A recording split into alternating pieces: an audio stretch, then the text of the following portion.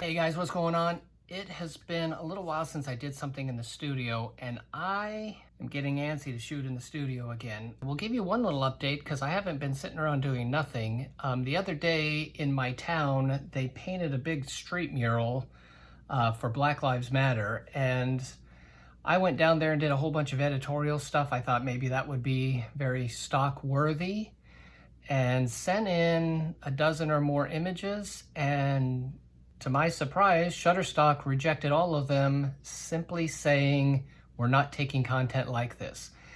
Now, people were painting these murals. It was happy and up and smiling, and so I was a little bit confused by that. But what are you gonna do? That's my attempt at editorial stock photography over the last few days. But now we're gonna get back in the studio. I have an idea.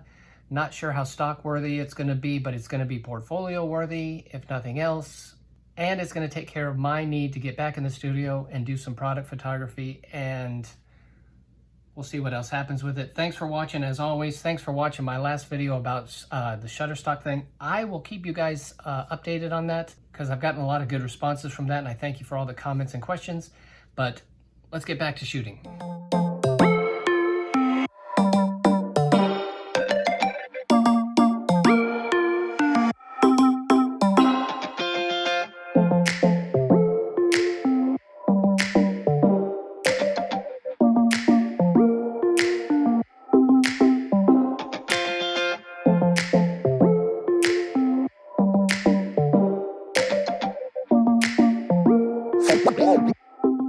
Okay, so my thought for today's shoot is I want to photograph these little binoculars. They're like brand new, almost probably never been used.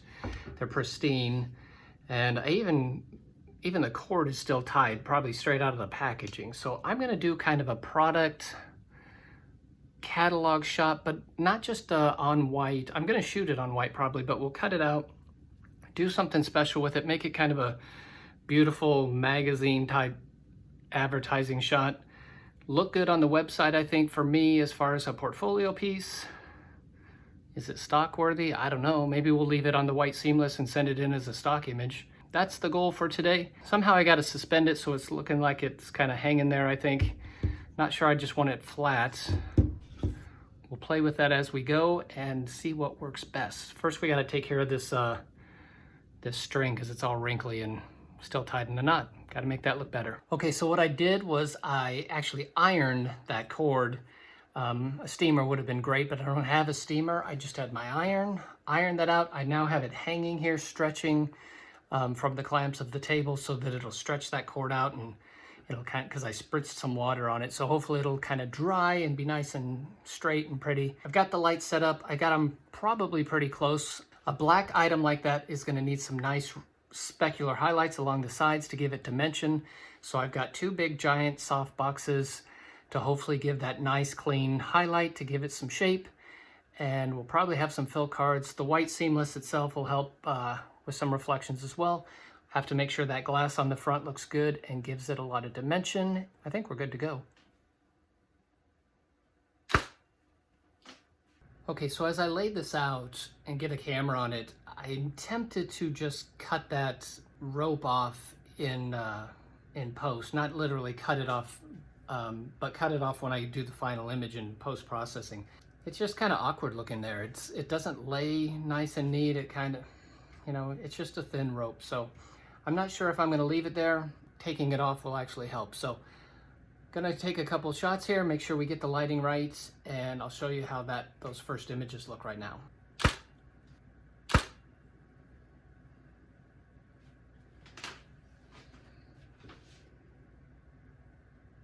Okay guys, think I got it. Pretty simple, straightforward product shot. I'm gonna show you what I did as far as the tweaks. You know me, I add some reflectors, mirrors, and stuff. One thing I want to talk about is with the camera, but let me show you the setup first. Let's see here, if I just turn around.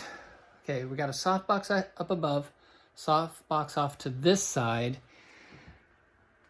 Binoculars, of course. I've got a mirror. It's kind of hard to see. I've got a mirror laying flat on the table, and then I've got one little mirror back here that's creating some highlights on this side. The mirror that's laying on the table is actually creating a highlight across the bottom. The mirror in the back is creating a highlight kind of down the side. And that's the basics of the setup. Right now I'm right in front of the camera lens, so you can see exactly kind of what it's seeing with two softboxes like that. Now, one little quick teaching thing on a photograph like this is, here's the setup. If you notice, it's about 3 inches from front of this to the back of this. I'm using a 105mm lens, and I've got to carry depth of field from here all the way to here. What I did was I shot at f32, and I'll do a little diagram. I focused 1/3 of the way in, which is right about here.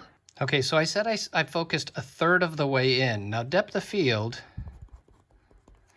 is controlled by 3 things. It's controlled by our aperture, which in this case, we're gonna shoot at f32. The larger the aperture number, the smaller the opening, the greater the depth of field. Okay, so I'm at f32. It's also created by the focal length. Focal length controls it.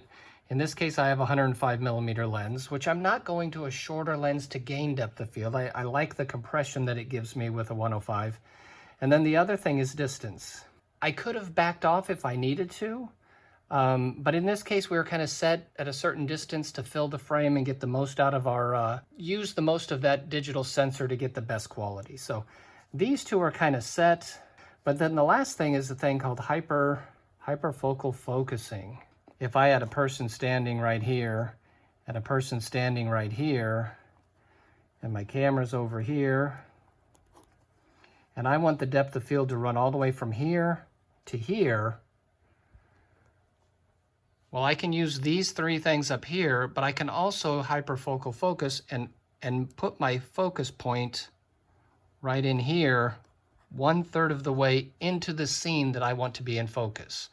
Because 1/3 of the focus, what appears to be in focus, will be in front of where I focused, and 2/3 will be behind. Hope that makes a little bit of sense, how I carried depth of field from the front of the product to the back of the product by focusing 1/3 of the way in. All right, so it's the next day. I failed to finish that project yesterday because I got busy doing errands yesterday afternoon, but I came back to it today, and I started the retouching yesterday, finished it up today, and I will admit to you one thing, and this goes against my theory of get it right in the camera the first time. But I will admit that I'm pretty bad about cleaning up the surface of my products before I shoot. And in this case, it backfired on me because plastic and rubber, especially black, tends to show a lot of dust and lint or whatever it is all over it. And I'll show you right here what I'm talking about. So I had a lot of retouching cleanup to do with this product, but outside of that, all I did straight out of the camera was give it a little bit of contrast. So pretty much what you see is out of the camera minus some contrast and me cleaning a bunch of dust off of it.